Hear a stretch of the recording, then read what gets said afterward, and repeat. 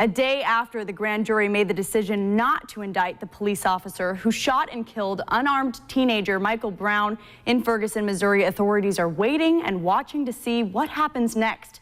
Newswatch 12's Casey Kirshner is standing by at a local meeting that's set to start this morning. But first, we will go live to Karen Travers, who's in Ferguson and has more on the situation that got more violent as the night continued. Karen, you've been following this all morning. Thanks so much for being with us. Good afternoon. The streets here in Ferguson are quiet and clear, very different than last night's violent and chaotic scenes. Residents have been coming out to inspect the damage from last night's demonstrations and start the cleanup, and they're hoping that last night was the worst of it.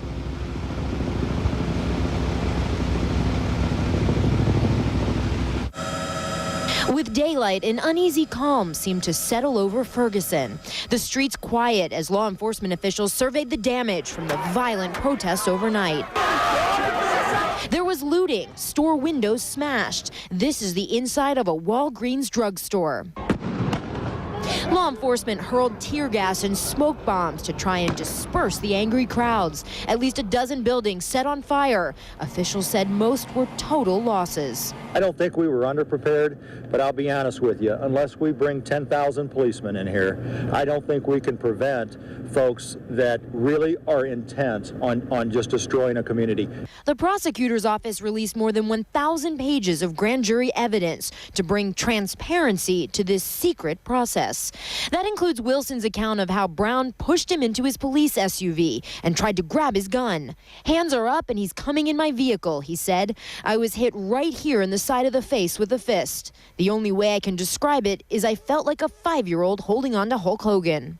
A lawyer for Michael Brown's family said they want their son's death to spark change. All of America join us in demanding change, making a difference for the lives of our children, and especially for Michael Brown Jr., who is crying out from the grave. Law enforcement officials are preparing for the possibility of more demonstrations again tonight. They say the key will be trying to contain control and keep order in some of those areas that have been flashpoints for disturbances. Reporting live from Ferguson, Missouri, Karen Travers, ABC News. Back to you.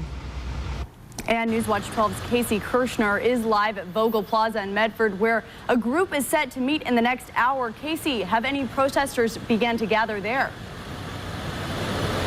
We actually have this gentleman right behind me who has a sign that says "Justice for Mike Brown." Now, this protest is actually going to start in about an hour. It's here at the corner of Main and Central Avenue, and it's right next to the Criterion. Now, this is just one of many events that have happened since the grand jury's decision came down last night, and it didn't take long for the protest to spread from coast to coast.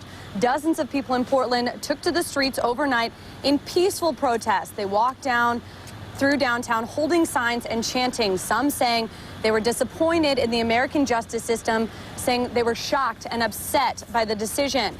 Now, we did reach out to Medford police today to see if they were actually going to be present here at this gathering, and they said that they are not going to be present. They're planning for this to be a very peaceful gathering, and we will continue to bring you updates on this gathering throughout the day. Live in Medford, Casey Kirshner, Newswatch 12.